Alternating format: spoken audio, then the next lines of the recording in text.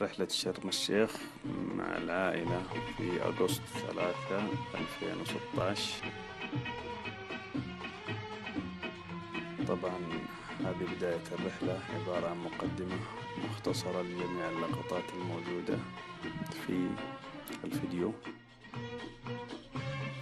الشيخ عبودي يطل على البحر ويستمتع بالشاطئ، ممارسة بعض الهوايات المتاحة في الشرم.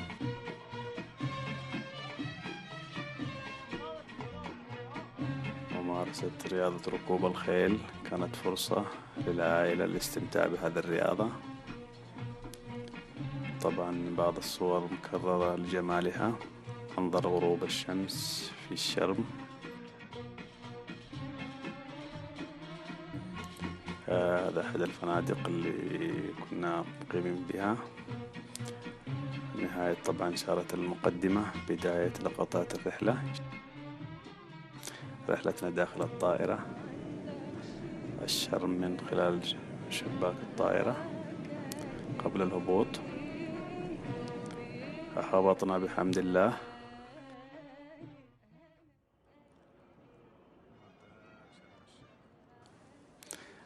لفت نظري هذا المنظر الجميل للأعلام العربية في أحد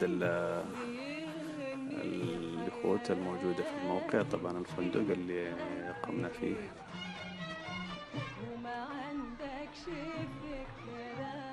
أحد الأسواق المشهورة في شرم الشيخ، وأحد الأسواق الأخرى في موقع آخر. عبودي مصر على استخدام التماثيل الموجودة في الموقع. تناول طعام العشاء في أحد المطاعم الموجودة، وكان العشاء جميل جدا، عبارة عن مشويات أحد المسارح والفعاليات المتواجدة في الموقع. استمتعنا ببعض العروض. طبعا نحن نتحفظ على الأرض، لكن الموجود هذا المشاهد.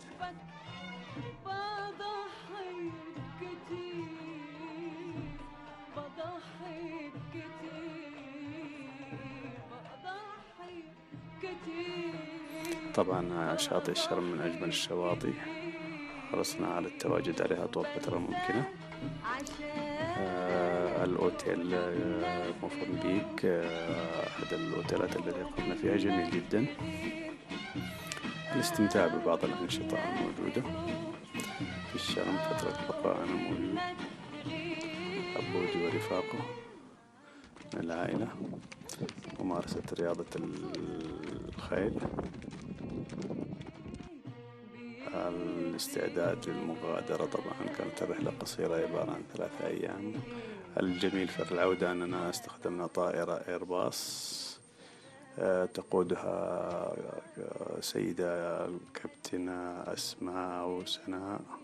الكابتن لا يحضرني اسمه الآن، لكنها مشهورة جدا. واستعدادا للمغادرة، أحد اللقطات من داخل مدينة شرم الشيخ، وهذه لقطة جوية، لقطة ليلية لشرم الشيخ. طائرة تقلع والكابتن المرافق لنا على الرحلة. كانت رحلة جميلة ورائعة، استعدادا للعودة إلى أرض الوطن. أحد الشروحات على الطائرة لنظام السلامة. نهاية الرحلة، ملخص في إشارة المقدمة، تم إعادته في إشارة النهاية. نتمنى أن تكون الرحلة أعجبت الأصدقاء المتابعين لقناتي، وشكرا لكم، وعذرا على عدم الإيضاح والشرح بأكثر مما أتيح. تحياتي.